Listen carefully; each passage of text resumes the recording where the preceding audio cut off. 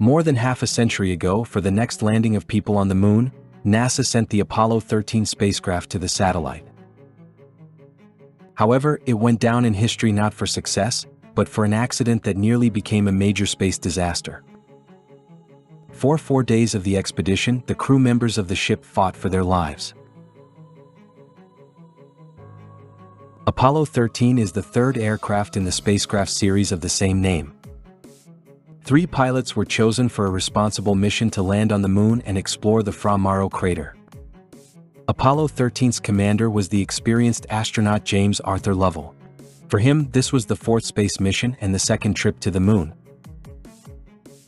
For the other 2 crew members, John Swigert and Fred Hayes, the spaceflight was their debut.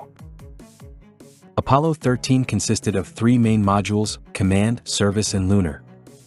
Food and water were stocked for a 14-day flight. The mission was launched on April 11, 1970. The first 2 days went as planned. There were no emergencies, and even after going into orbit and scheduled checking of systems, no problems were found. On the 3rd day, the pilots decided to conduct a live broadcast and show viewers how the astronauts lived during the mission. The Apollo flight was closely monitored by both interested fans and operators at the Houston Space Center.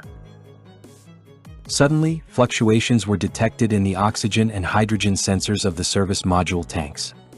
Experts instructed the crew to mix their contents, because in zero gravity the liquid could delaminate. Pilot John Swigert undertook to perform the task, but after 16 seconds a loud explosion rang out on board, which made the entire ship shudder. Initially, the commander thought a meteorite had hit the module. The control panel showed a rapid voltage drop on board. The ship shook, and the pilot couldn't regain control, even after switching to manual. Lovell looked out the side window and saw a gas cloud coming from the service module. Meanwhile, the level in one oxygen tank was dropping rapidly. According to calculations, it should be empty in a few hours. Thus, the system switched to using oxygen from another tank, which was intended to support the life of crew members when returning to Earth. It was clear an oxygen tank exploded in the service module. Then Commander Lovell spoke a phrase to Mission Control that later became famous worldwide. "Houston, we have a problem." The landing of pilots on the moon was cancelled.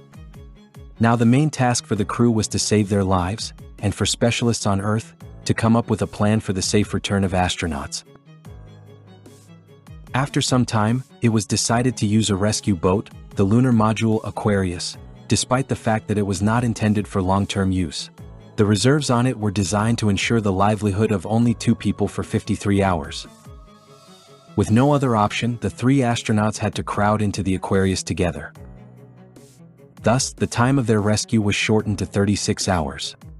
After that, the pilots would suffocate from carbon dioxide buildup in the cockpit. The conditions in the small module were extreme.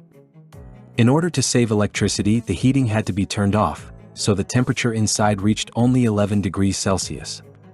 The pilots had no warm clothes and, due to limited space, couldn't exercise to stay warm. In addition, it was necessary to save water. Meanwhile, Houston was actively discussing ways to rescue the crew. In the end, a plan was made to fly around the moon and return to Earth on an 8-shaped trajectory. Experts planned the landing of the aircraft in the Pacific Ocean. This option was the best, but the astronauts didn't have time to implement it. The crew faced the risk of suffocating before the splashdown.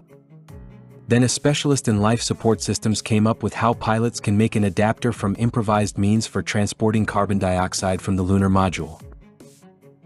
The structure was made of various ship parts and household items.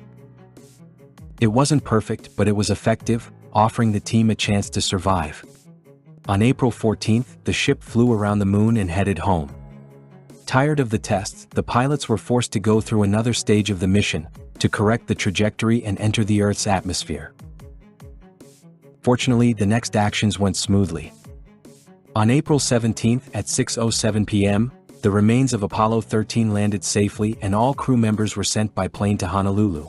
After such a difficult test, the pilots of the spacecraft, as well as representatives of the Houston Ground Services, were awarded the highest civilian award of the U.S., the Medal of Freedom, for their professional work.